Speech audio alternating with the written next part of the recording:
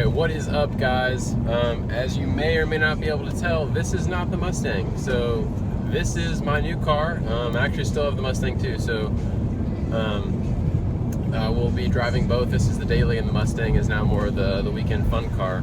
And so this is a 2017 Ford Focus ST. You know what this would be, but I knew I didn't see what you thought you saw in me. Maybe you'll tell this is the ST2 package with these nice Recaro seats. I just bought it about a month ago, and now I've got almost 2,000 miles on it. And it's been an amazing 2,000 miles. Once I got past the break-in period, it was nothing but fun, and I'm sure it will continue to be for years and years to come. I've really wanted this car for a long time. I even considered trading the Mustang for it at some point, just because I thought I wanted something with 4 doors that'd be a little more practical. If I wanted to travel or something, it would get a lot of better fuel economy. But now I'm in a situation where I can kind of have both, which is fantastic. So I still get to have the Mustang, which is still faster. It's still a little more iconic. It's still fun to drive, but this is way more comfortable, still pretty fast, and it's more comfortable to sit in traffic with too. So on my way to work every day, I don't get annoyed by having to sit behind people, so it's not even so much like using the clutch or stuff like that. It's the annoying part is knowing that the car is capable of so much more. So with the Mustang, I just feel like I'm going so slow and I'm stuck behind people all the time. But in this car, it's completely content to just sit there and do that on a daily basis. And that's really what I need. So that's kind of the reasoning for getting the car. And in terms of how I've enjoyed it so far, it's been great.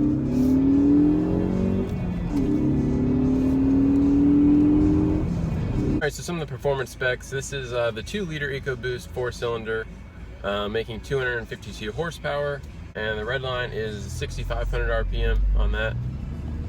And you really do start to feel the boost around 2,500, 3,000 RPM, and it's really cool. You see the boost gauge up on the dash kind of flick up every now and then. Just makes it feel a little more sporty. It's still not the fastest thing in the world, but it definitely gets around town and is faster than most cars on the road. So far, the suspension has been fantastic. I mean, it's the perfect balance of sportiness and comfort for a daily driver. So in comparing this to like the RS or the Mustang, those are both cars that are more sport-oriented and intended, at least the way I've modified the Mustang, intended for more sported driving and not necessarily comfortable for daily use on bumpy roads. Because the roads are never going to be perfect. They're always going to have bumps, and if you're just being jarred by all of them, you're not going to have a good time. I don't have any plans to modify suspension on this car. Maybe I'll do a catback exhaust just to be able to hear it a bit more. But other than that, this car I think is perfectly balanced the way it is and does everything that I need it to do already.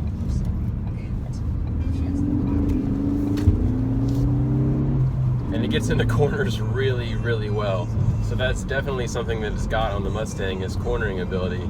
I'm way more confident throwing this thing into a corner and knowing that it's just going to grip and pull all the way through. The Mustang gets a little more tail happy. So, this being front wheel drive and a little more balanced package makes it way more confidence inspiring in the corners. The interior, like kind of creature comforts, especially with this package, I think are great. I didn't get the full ST3 with the heated leather seats and all that, but at this ST2 package, you really are getting a lot. Nice leather wrap steering wheel here, leather wrap shift knob. The partial leather Recaro seats are pretty comfortable, especially once you get them broken in. I mean, they are pretty stiff when you first hop in them, and if you're not kind of a slimmer person, you may not find them to be that comfortable. But I find that they fit me very well. You also get automatic climate control, which is nice. The headlights on this car are amazing. So for night driving, this is definitely the way to go. You get the super bright HID headlights on the ST2 package and above. They even have like the swiveling feature on the corner, so they'll show you where you're going in the corner before you get there. So far, the fuel economy has been pretty good. With my kind of mixed city driving, I was getting like 24.5 miles per gallon. I just took a road trip yesterday and was able to get almost 32 miles per gallon on the highway, which is more than this car is even rated for. It's actually only rated for 30 miles per gallon highway, but with, you know, even going 70, 75, almost 80 miles an hour at points, you can get 32 miles per gallon. So that's awesome. I mean, I would not get anything close to that in the Mustang. And you start to compare this car against like the RS, and you're not going to get anything close to that in the RS either. In terms of road trip abilities, this car is, in my opinion, head and heels above the RS. All right, so I want to talk a little bit about kind of the user interactions, the things you're touching on a regular basis, and the feedback that you're getting. So start with the 6-speed shift knob. It's got an interesting shape to it. It's not just like a round kind of spherical shape. It's got a more ergonomic shape to it, which takes a little bit of getting used to. Actually, it feels a little bit bizarre at first, but I mean, you get the hang of it eventually. It goes into gear fairly easily.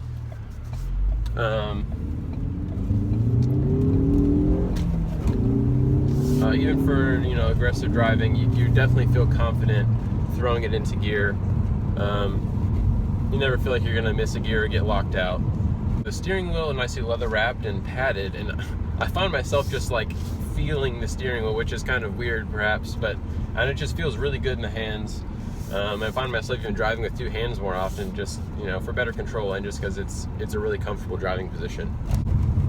Most of the surfaces that you touch in this car they feel a little more premium than I think most foci, maybe that's the plural of focus, than they normally feel. You have nice soft touch materials on the dash, and then by your knees it's a lot of like hard plastic, which, you know, they probably could have upgraded that a bit. The door panels are nicely trimmed. They're still pretty basic in that they have just kind of some regular cloth. They do have some padding behind them, which is nice. Sorry, this road is like super bumpy. I think they're in the process of refurbishing it. So while I'm sitting at the stoplight here, I'll tell you about kind of this feature that this car has that I wasn't expecting it to have, and that's the hill start assist. So it actually will hold the brake for you even when you're not on the pedal, when you're going up a hill, when you've stopped on a hill, which is nice, especially for somebody that's just learning a manual transmission. If you're, you know, not really confident about starting on hills, this kind of gives you a bit of a handicap and does some of the work for you. Holy cow, that is a lot of people buying gas. What the hell? So that Hurricane Harvey apparently is just making gas hard to get. This seems silly. One of the features of this car that I really didn't think I would care about, it has actually ended up being a really great bonus. A feature that I really enjoyed is the keyless entry and the remote and the push button start. So being able to just leave the keys in your pocket or in your backpack or wherever is super convenient. So you just walk up to the car, put your hand on the handle, and the doors open. And the same thing to lock them. You just kind of put your thumb on the lock button, and you're good to go. Hop in the car, put your foot on the clutch, and push the button. Don't have to enter anything into the ignition. Just as long as the key is inside of the car, then you're good. I even learned kind of a quirk about it, is if you have the keys, say, in your jacket or whatever, and you throw your jacket in the hatch, and you forget the keys are in there, you go to close the hatch, and if the rest of the car doors aren't unlocked yet, it actually won't let the hatch close. The hatch will pop back open, alerting you that you've left your keys in there. This is kind of an upscale option, is that all of the windows are automatic up down, so you just flick them all just one time and you get full open, or it'll fully close itself too if it's open. If you just flick it up, it'll close all the windows on its own. So normally you just see that maybe on the driver's window, but in this Focus ST, all of the windows are automatic full up downs. Something that kind of annoys me a little bit is, I've been driving a manual car for a while, so I kind of have an expectation of when I want to shift, and the car kind of is trying to retrain you to drive more efficiently, which initially is a little annoying because you get this little light that flashes up on the dash that says, "Oh, time to shift," and it'll show an arrow in the gear that it wants you to shift to, which is typically just the next gear up. I don't think it ever encourages you to skip gears, even though that's fine. so it'll tell you when to shift. And you know, I guess I've eventually learned to just kind of tune it out, but I really don't feel like I need to be alerted to when to shift. Not that I feel like I'm the best driver in the world, but I just, you know, it doesn't really matter that much to me, I guess. I don't feel like I need the car to tell me that. Like, I'll figure it out. And the differences between me shifting when it tells me to and me shifting when I want to are probably marginal at best. So I really don't feel like that's necessary, but it's something that Ford included, and I'm sure there's some people out there that appreciate that. This Oxford white color has been kind of a pain in the butt to keep clean, in all honesty. This car has a tendency to kick up a lot of dirt, both onto the side skirts and anything on the rear of the car. Anything on the back hatch is filthy after a day or two of driving. Even if it doesn't rain or anything, just the normal dirt getting kicked up off the road all settles on the back hatch. And it's really kind of frustrating because I like to keep my cars clean, and it's pretty much impossible to keep this one clean with that happening. So that's kind of a bummer, but I just ended up buying some waterless car wash spray. So I'll hit that on there, you know, every few days just to kind of keep it a little bit cleaner. That seems to be working out pretty well. I want to do something that would be safe for the paint, and I think that's the way to go. So if you're cross shopping this against a GTI or a WRX, something in that category, I recommend driving one. I would recommend driving all of them. I actually didn't, but that's because I'm kind of loyal to Ford for some family reasons, which is fine. I really love this car, so I'm not upset that I bought this over one of those two.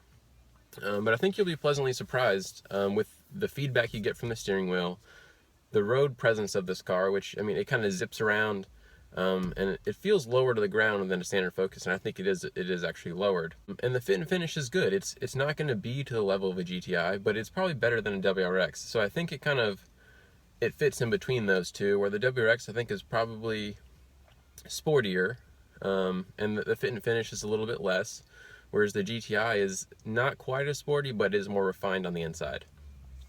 So if you want kind of the best of both worlds, I think this is a really great option for you. One more comment on the interior of this car. This is kind of a first world perk, and that's the number of cup holders that it has. So cup holders are plenty. You get two in the center console that have these little trays in them to kind of adjust the height of where your cup sits, which is kind of cool, because it just, you know, it fits a taller, skinnier cup really well, or it fits a kind of a shorter, fatter cup very well as well. And you also have bottle holders in the doors and in the rear doors. You've already noticed the exterior modification that I've already done here. So I removed the Focus badge and just left the ST badge, which I think gives it a way cleaner look.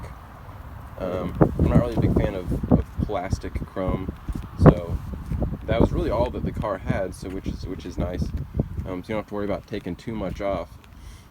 I'm definitely glad to get rid of that though.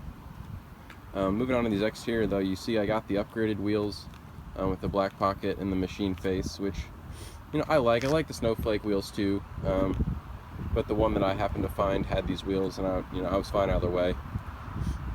You do have to pay for the upgrade, but I think they look good with this kind of white and black theme that I have going on here, more than the gray snowflakes would. You'll also notice I've already done a modification here to the front.